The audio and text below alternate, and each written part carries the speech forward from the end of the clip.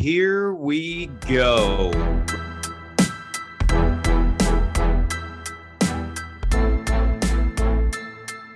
Welcome to the 9 Route Fantasy Football Podcast.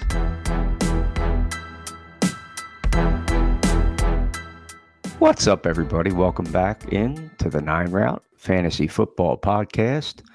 Pat and Scott, Week 6 is winding down. One more game to go tonight. That would be the Los Angeles Chargers and the Denver Broncos. Am I correct? Yes, that is. Yeah. Denver gets to play on prime time for the fourth time in 7 weeks, and Well, at least they play a good team this time. at least we'll get to see somebody else to score some points on prime time. So that'll be, winding down. We're going to be heading into Week 7. More bye weeks coming up. Adjusting on the fly for that, as well as injuries that come up, and a lot of news now that we're in the first third-ish of the season's kind of already wound down, almost getting to that halfway point. I know it's crazy how fast this season is going. It is. Yeah. It's I know they're talking about temperatures this week, at least here in the Philadelphia area, talking about dropping into the low mid 30s, and I was like, oh gosh, here we go. Frost on the pumpkin. It's official. Winter is coming. It is. It is coming. It is slowly coming, and it can't get here fast enough for us Eagles fans. Obviously, a nice win against the Cowboys this week. Big shout out to the Philadelphia Phillies. They're going to win the World Series. We all know that. It's a great time to be in this area and be a fan of those teams. So let's enjoy it. Pat, you want to hit them with the socials? Yeah, sure. So if you would like to follow us on Twitter, we are at the 9Route1 and at Scott from Delco. You can also check out our website, www.the9routeffb.com. And if you'd like to email the show, you can do that at the 9routeffb@gmail.com. And yeah, we were just talking before we got on air here about, there's certain times when, some cities tend to go through these streaks where, it's like all their sports teams are doing well at the same time. I remember a few years back, the Bruins had won the Stanley Cup. I think the Red Sox won the World Series, and I want to say the Celtics. Oh no, that was one of the years that the Patriots, I believe, won the Super Bowl. So they had 3 championships in that, in that area, that Boston, New England area. So hopefully this will be Philly's year. We get a huge World Series win. Eagles, obviously still the only undefeated team in the NFL, and Flyers 2-0 so far. I mean, yeah, nobody expected that, did they? I know this is a fantasy football podcast, but we do like to delve into some other sports here and there as far as our viewing pleasure goes. We don't talk about that on the podcast because I probably wouldn't know anything about any of those other sports, at least not as much as I know about football. So we leave those other sports to the professionals. Time for the news.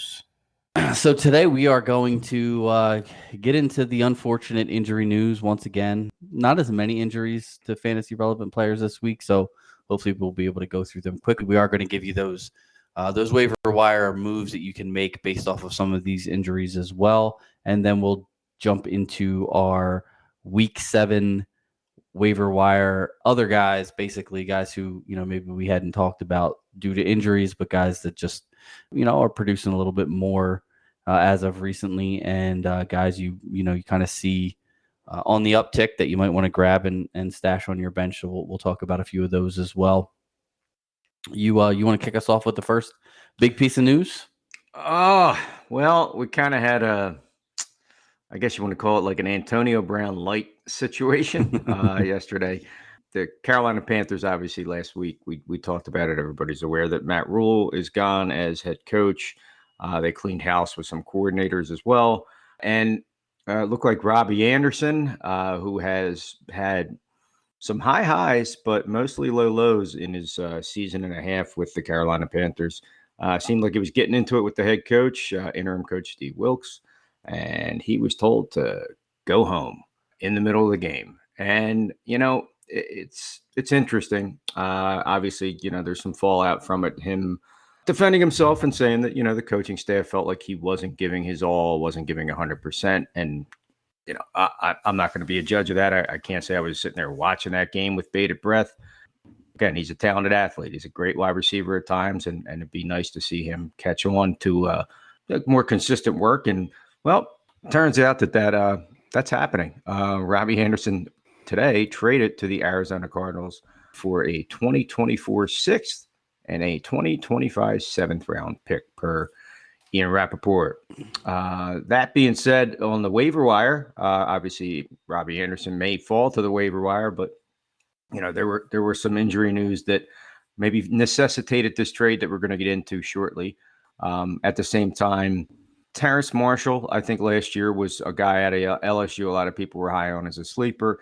Didn't have a great season, but he's probably available out there. You would definitely see him slide up right now. He's probably going to be your third wide receiver behind the rest of the gang there in Carolina. And again, you're not talking about world beaters and a great offense, but if you're getting more snaps and targets heading your way and maybe finally get a chance to, flash that potential, so to speak, it's something you definitely want to look for. But Robbie Anderson, no longer a Carolina Panther. He is now an Arizona Cardinal. Yeah, just real quick on the Robbie Anderson trade. Laviska Shenault was out this week, injured, didn't play in the game, but he could potentially see some more snaps in that offense. If you recall, he was just traded to the Carolina Panthers a few weeks ago. So there is a possibility that, he could get a little bit more involved as well as Terrace Marshall. But Marshall did get some looks in the game this past week. Got a target, ran on 45% of the snaps. So I think he definitely, like you said, going to be at least their third wide receiver. I think Shenault could end up being there too, or that could flip-flop. But definitely those guys could get a little bit more action on a not-so-great offense. But, again, if you're hurting at the wide receiver position, you need a dart throw. Those guys are available in most leagues. Unfortunate injury news to get into. I know this one's gonna break your heart a little bit here, but Carson Wentz, if you recall, on the Thursday night game against the Bears, had that his hand hit the defender's hand as he was releasing the pass. As it turns out, he fractured his ring finger on his throwing hand. Just had some extra tests done in LA with hand specialist, and it does look like he's going to need surgery and is going to be out 4 to 6 weeks. In the meantime, it looks like Taylor Heineke will probably be the quarterback for the Washington Commanders, taking over for that team. I am not a huge fan. I had Heineke last year on one of my dynasty teams. Never really felt confident playing him. Maybe 1 or 2 weeks where he seemed like a good matchup. Did have a couple of good games last year. But my thought process with this injury is if Wentz is out 4 to 6 weeks, and again, we'll call it the full 6 just for argument's sake. But if that ends up being the case, they've got some tough teams coming up between the Green Bay Packers, Minnesota Vikings, and the Philadelphia Eagles 3 out of the next 4 weeks. Right now, the Commanders are not really, they're the only team in the NFC East with a losing record. They're not really in the playoff hunt, so to speak. Obviously, with this injury, it's probably not going to get better. They're probably not going to win more games with a backup quarterback. But again, my thought process on this is, while Taylor Heineke will probably start a couple weeks, I think once Sam Howell is ready and once Ron Rivera thinks that Howell is ready to start, I have a feeling that game on Thursday night may be the last time that you see Carson Wentz for this team. I think at this point, Wentz is on a 1-year deal. So Washington's going to have to decide whether or not they are, going to renew his contract at the end of the season. And Howell's a rookie that they took, I believe, in the 4th round of the draft. And, he was definitely one of the guys at the beginning of the season who, was sort of looked at as a top 3 prospect coming into this draft. All quarterbacks in this draft went a little bit later than I think we all expected. But, I think if you're Ron Rivera and if you're the Commanders organization, I think you have to give Sam Howell a look in this spot at some point.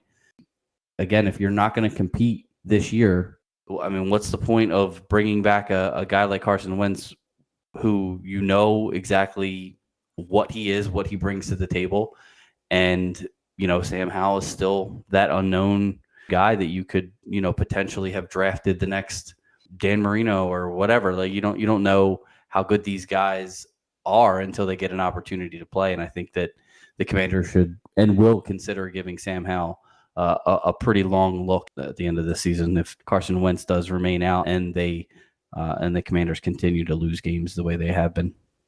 Yeah, no, I definitely agree with you on that one. I think it's just going to be a matter of time now for that other shoe to drop. But definitely, Sam Howell, I think, is probably going to get some looks at the quarterback position. Another quarterback we're going to talk about real quick. Kenny Pickett was knocked out with a head injury. Turned out to be a concussion. He did not return.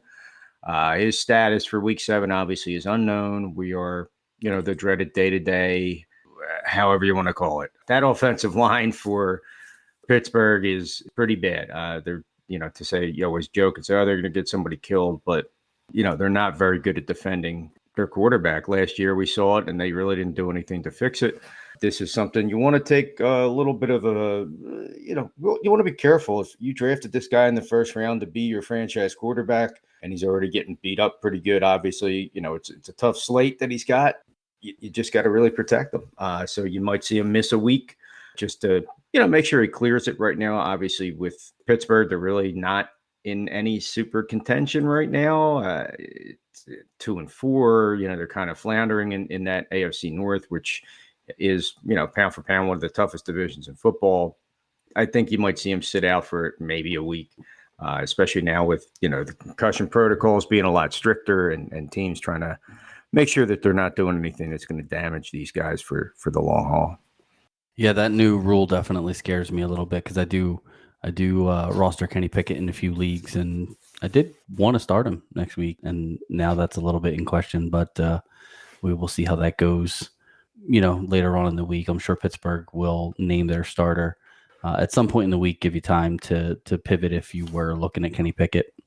Another quarterback injury, Skylar Thompson from the Miami Dolphins was our third string quarterback. It was in there because of the whole Tua situation.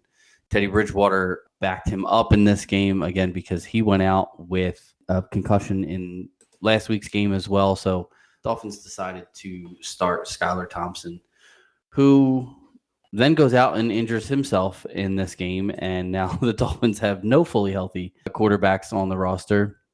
He did not return in that game. Looked like some kind of, it looked like from the pictures that I saw, it looked like his nail was maybe ripped off or something like that. There was a lot of blood around the fingernail area. Not really sure what exactly happened, but definitely a thumb injury.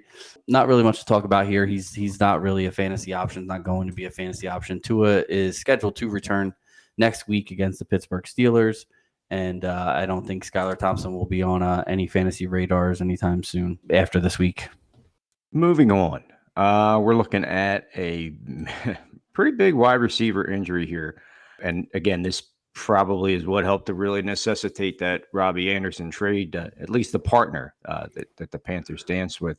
Arizona Cardinals wide receiver Hollywood Brown, Marquise Brown, potentially out for the season, seen leaving in a walking boot on his left foot. This is one where whether it's broken, high ankle sprains, all that stuff, you don't want to see this happen. Obviously, they're going to have to do a lot of tests and check them out and everything else. You have some options out there on the waiver wire with this. Most people probably have stashed DeAndre Hopkins. He's coming back off his suspension from the beginning of the season. Rondale Moore led the team with 10 targets. I think, again, another guy that was out there for a little bit was Greg Dortch, who was doing well. And then as the wide receiving core got healthy, he kind of stepped back a little bit. You might see him move back into the starting lineup and be a little bit more of a force. And again, obviously acquiring Robbie Anderson is big, and they have some other targets out there. But Marquise Brown, again, per Adam Schefter, it could be potential season-ending injury with foot, ankle for him. And it stinks. It's first season out there really trying to make a name for himself and had been doing pretty well. As far as, in our league of record, you're talking about a top 10 wide receiver right now. So that's a tough loss for any of the owners out there as well. So hope you get better soon, buddy. We'll see you out there hopefully this season, but if not, we'll see you healthy for next season. Yeah, another unfortunate injury. Randall Cobb went out in the Packers-Jets game. It was fear at first that he had actually broken a bone.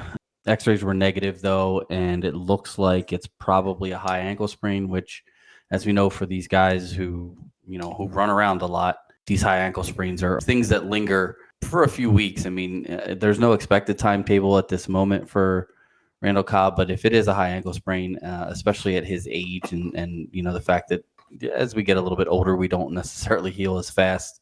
I think he's going to definitely miss a few weeks. As far as waiver wire actions from there, Dobbs is probably not available. He may be available in your league depending on how savvy your other league mates are and how deep your league is. But if Dobbs is available, he's definitely the guy to pick up. He has been the second on the team in targets, and Christian Watson is also coming back from injury for the Packers. I don't know if he'll be back for week 7. I believe he will be. It looks like he will be. But he's a guy who, when he's healthy, the Packers do try to get him involved and get him on the field and get some passes thrown to him because he is a special athlete. So these are a couple guys that you could pick up. Right now, the Packers offense, not looking too great. Nobody's really been outstanding. I mean, even Aaron Jones and Alan Lazard, who was supposed to be the wide receiver 1 on that team, nobody really living up to the hype. It's been a lot of mediocre performances from a lot of the Packers, including Aaron Rodgers in fantasy this year. So not saying that you need to go out and grab Dobbs and Christian Watson right away. And these guys are going to be the next superstars and be in your lineup every week.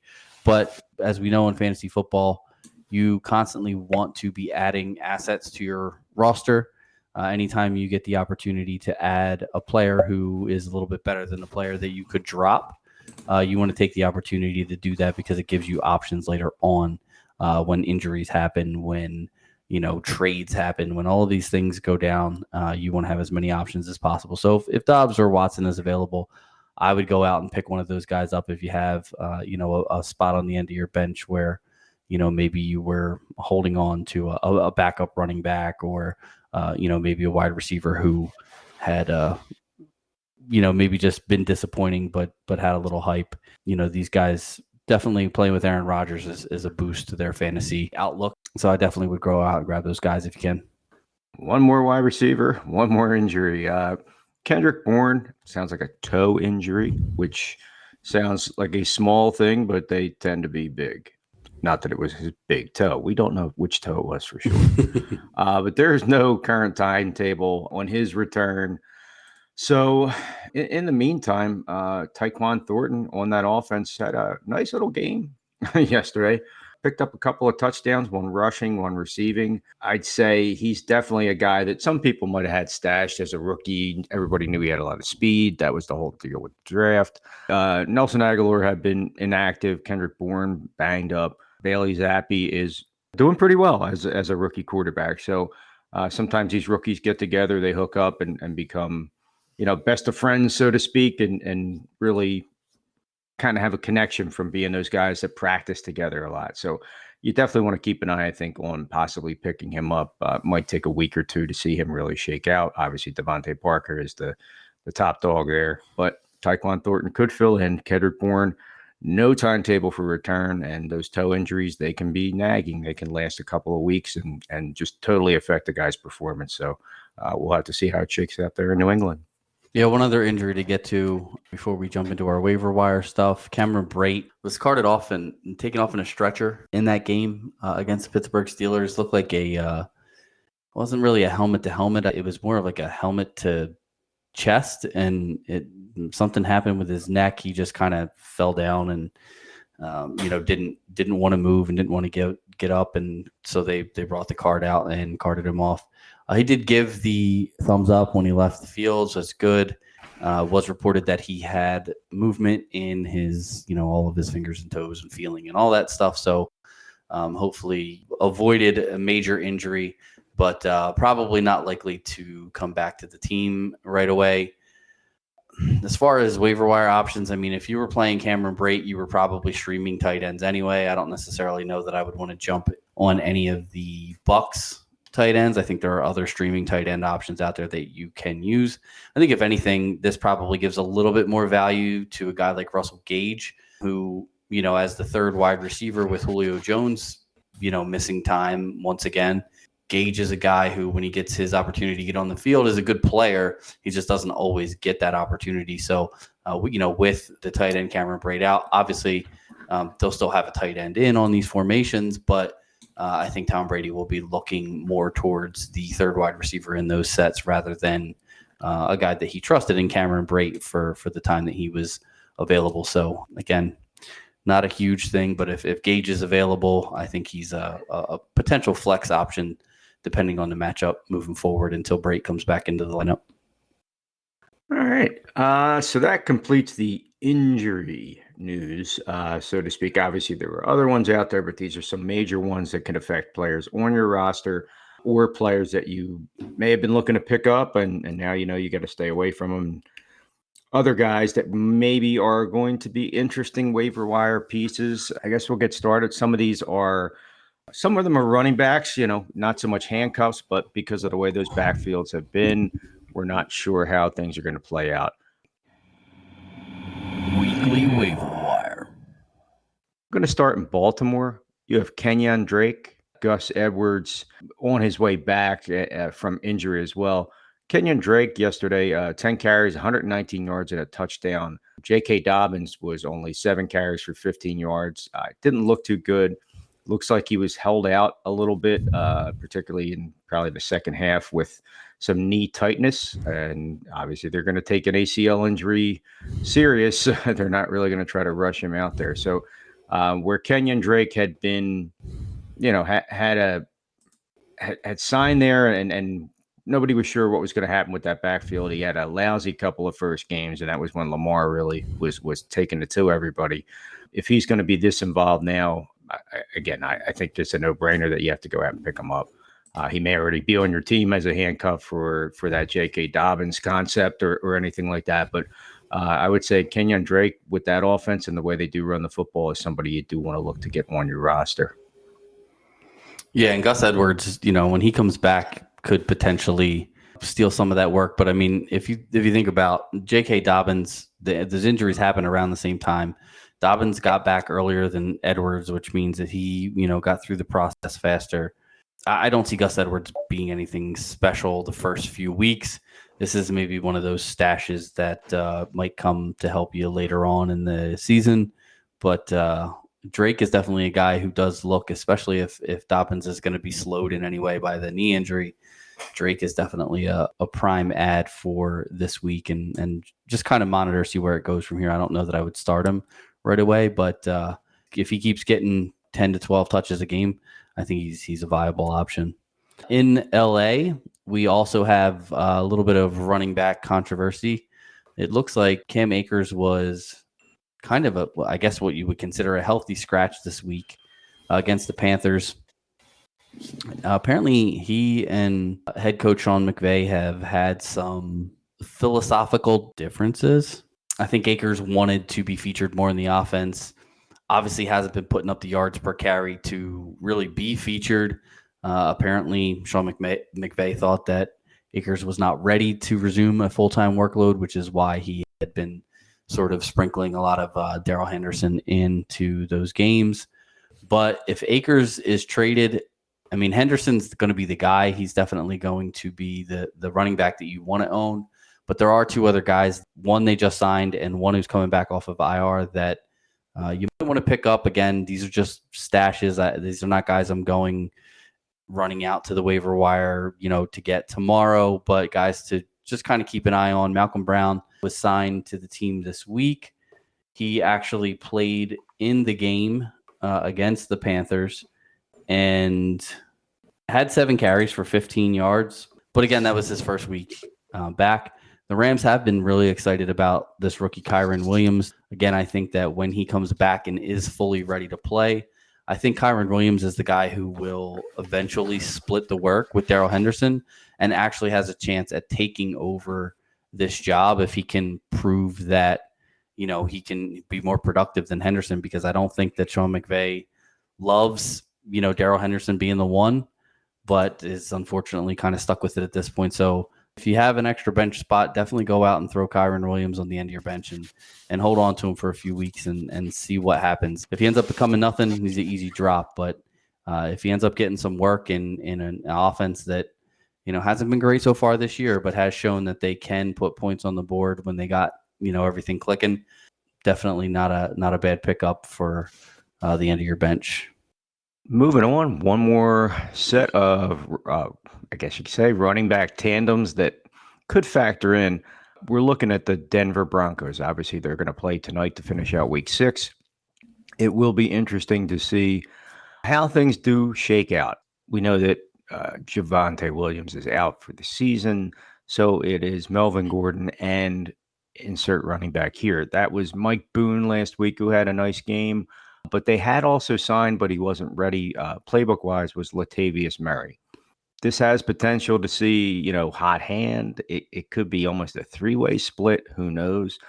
It did look last week like Boone pretty much had filled into the Javonte Williams role with the amount of carries, the split concepts with snaps and everything else. So he did look to be there and looked effective. Banged his foot up a little bit, but he was a full go in practice this week. Murray had a wrist injury. He's fine. I think after tonight, you're going to start to see maybe how things shake out a little bit against the Chargers when Denver takes the field. Again, Melvin Gordon is still the guy. And again, as long as he can stop the fumbling, it should pretty much save him from having any other issues. But right now, I'd say it's still Mike Boone. Latavius Murray's there. And I think that backup role is going to be just that. It's going to be who's the hot hand. But hopefully it doesn't turn into a three-headed monster, because then that would just really probably ruin everybody's fantasy hopes from that backfield at all. We do know that Russell Wilson's, his right shoulder's a little banged up. He got it looked at. They said, you're okay to play, and he's going to gut it out. But if he's not 100%, they should be leaning on the run game a little bit more than usual.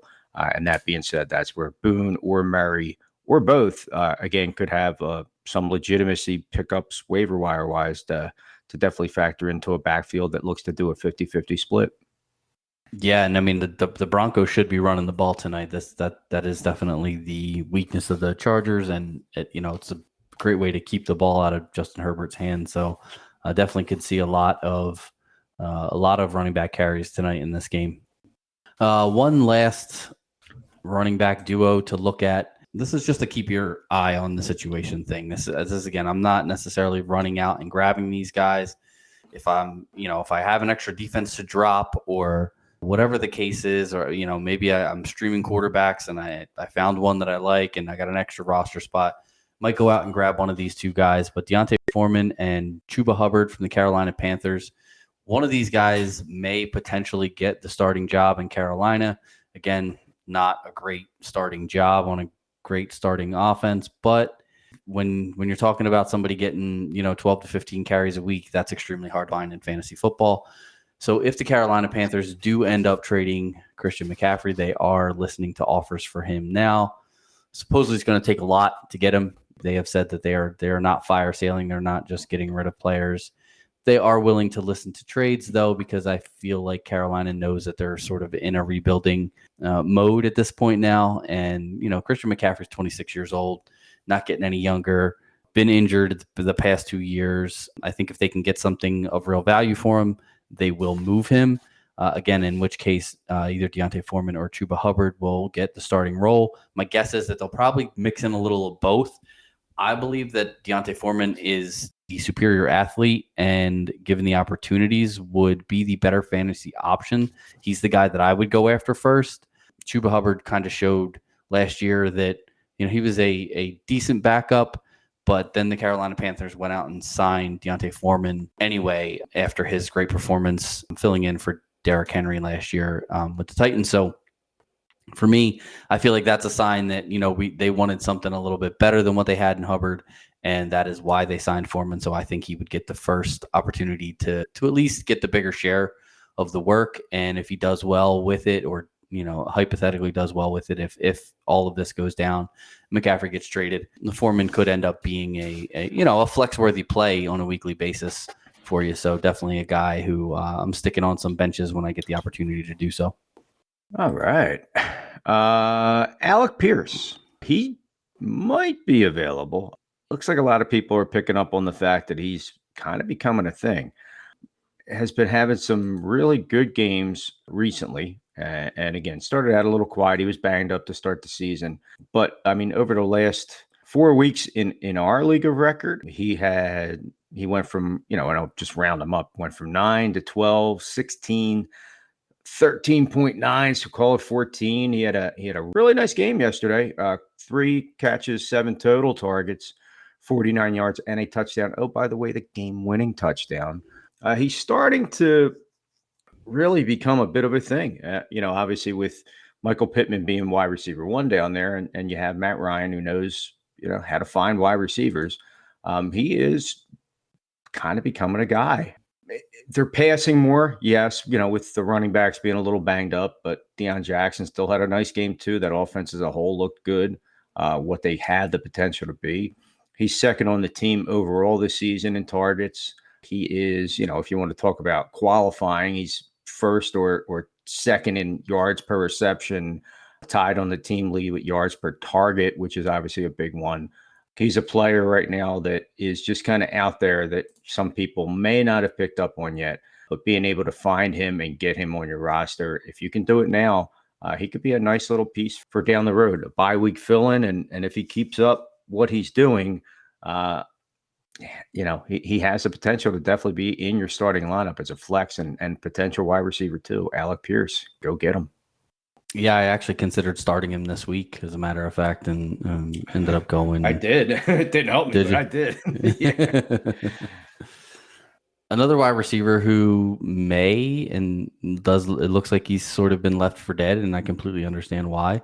Chase Claypool from the Pittsburgh Steelers had a really good game against Tampa Bay Bucks yesterday.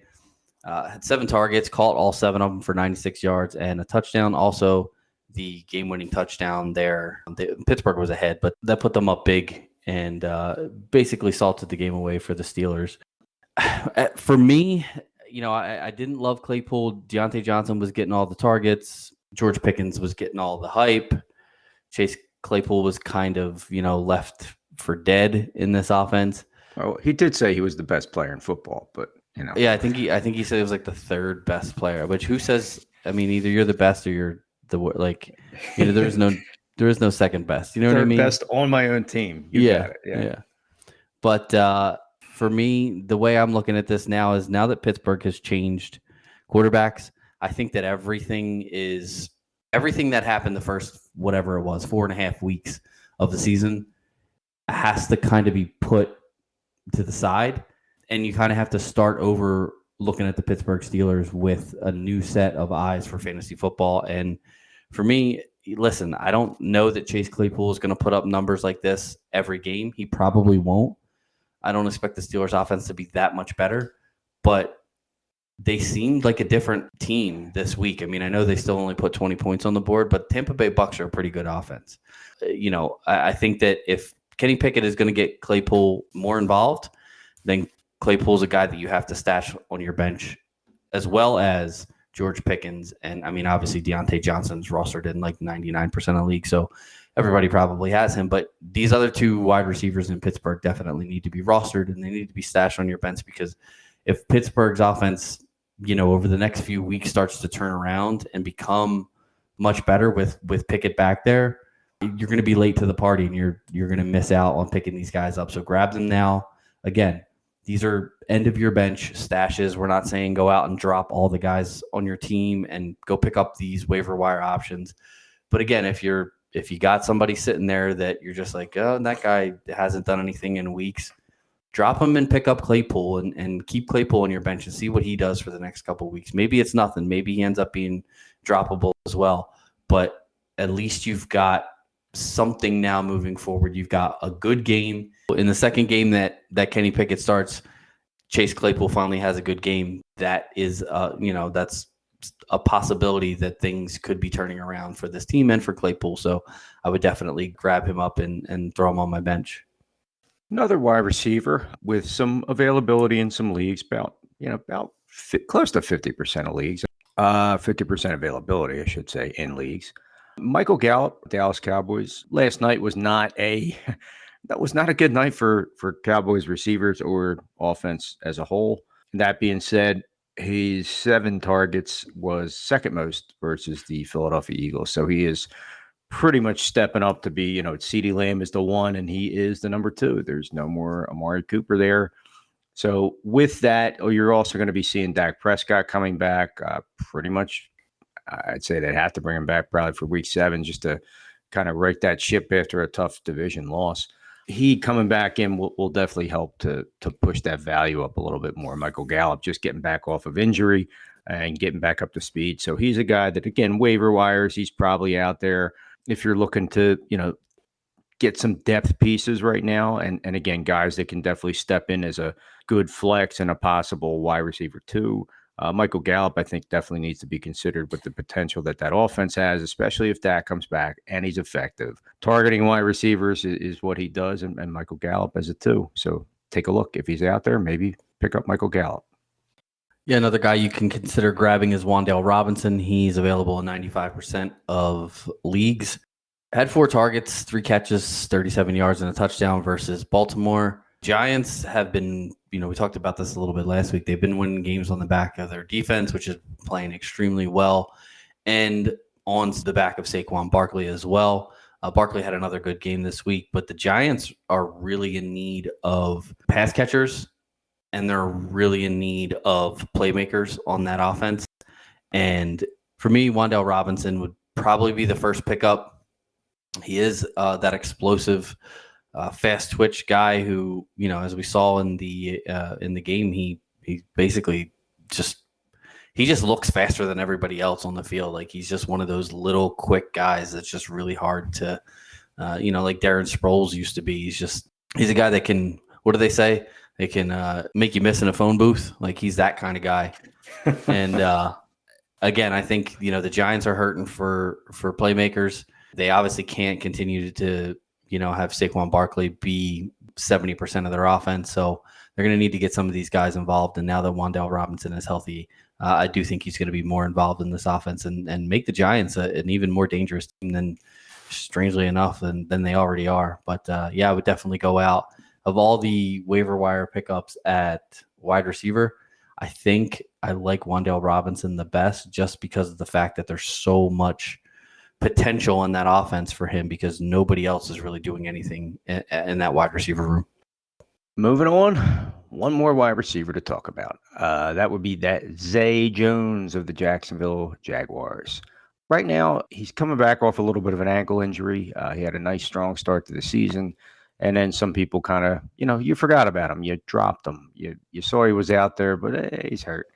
5 catches on 5 targets for 42 yards against Indianapolis. Leads the team in targets per game right now with 7.4 receptions total with 27. We've seen some highs and lows a little bit here with that Jacksonville offense. Obviously, first year with a good team, good coach, but definitely this guy coming across from the Raiders as a free agent was kind of the under the radar signing. Christian Kirk was the big deal, but Zay Jones, if he's available, he's a guy I think you definitely want to look to add to your roster right now. Again, there's going to be some weeks where he's definitely a flex. And again, he also would have some potential wide receiver 2 based on matchups and maybe if your wide receiving core with bye weeks or injuries gets a little decimated, but he showed that he could play through injury yesterday. And I think Zay Jones is worthy of a spot on your roster. And the last one we're going to hit real quick is a tight end. Again, mentioned the Giants being devoid of pass catching options. Daniel Bellinger scored his second touchdown in the last 2 games. Yesterday versus the Baltimore Ravens. He's becoming more and more involved in the offense each week. He actually led the team in targets, receptions, yards, and touchdowns in week 6. Definitely a guy that Daniel Jones is starting to trust a little bit more, starting to look for a little bit more, and is becoming just a more integral part of what they're doing on offense.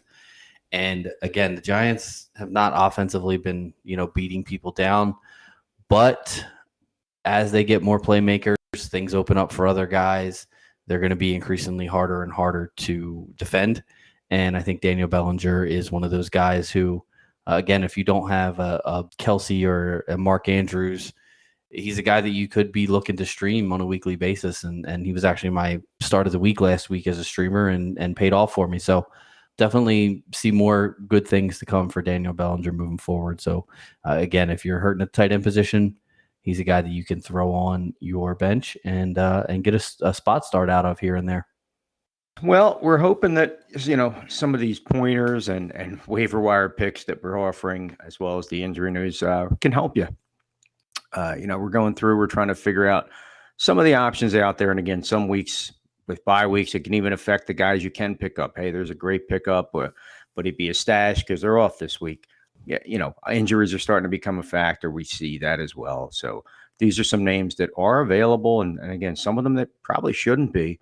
It's that time of year where, you kind of like fall cleaning. You kind of go through that roster and see who's there and what needs to be done to maybe strengthen your team a little bit. So these are a few names for the future. We think they're going to help you. If you have any questions, you can always shoot us a little email, the 9routeffb@gmail.com. We have our website, which is www.the9routeffb.com, with links to all our socials. If you're looking for us, it is at the 9route on Twitter. I am at Scott from Delco, also on Twitter. So if you're interested in, picking our brain, maybe just to see why we do what we do, or why, what picks we made, or give you a little inside info just between the two of us, we'd be happy to help. And again, we appreciate you listening and we appreciate your support. Speaking of support, Pat. Yeah, we'd like to thank Mickey's Pub in Tuckerton, New Jersey for partnering with the show. If you're looking for a great place to watch the NFL on Sunday, Mickey's is it. Great food, drink specials, and all the football you can handle. Mickey's Pub, 327 East Main Street in Tuckerton, where friends and family meet. All right, I think that's going to do it for us for our waiver wire show. I think we definitely gave everybody some good options as far as waiver wire pickups. I don't think this is probably the weakest week of waiver wire pickups. Again, not really a whole lot of injuries, which is a good thing. Definitely, don't like to see guys getting hurt, but definitely not as many opportunities moving forward for, some of these second and third string guys to get their opportunities when the starters stay healthy. So a little bit weaker. This is probably one of those weeks where, depending on the type of waivers that you use in your league, if you use a rolling waiver where once you claim a player, you move to the end of to the bottom of the waiver priority, I would probably not use a waiver priority this week. I don't think there's a huge difference in any of these guys. And again, depending on how good or bad your roster is, you might not really be upgrading. Like I said, there's a few guys on here that are sort of take a shot on type of guys, but nobody that I'm like running out to grab because I need to start them this week in my lineup. So, not really the strongest waiver week, but still giving you guys some options in case, like I said, you have a ton of guys on bye or you've, just been bit with the injury bug. These are some players that you can pick up to hopefully strengthen your roster. So you got anything else before we head out of here? No, I think that pretty much covers it, folks. Again, we appreciate you listening. We hope that we can help you with our picks and our expert knowledge here at the 9route. And for Pat, this is Scott. We'll talk to you soon. Peace.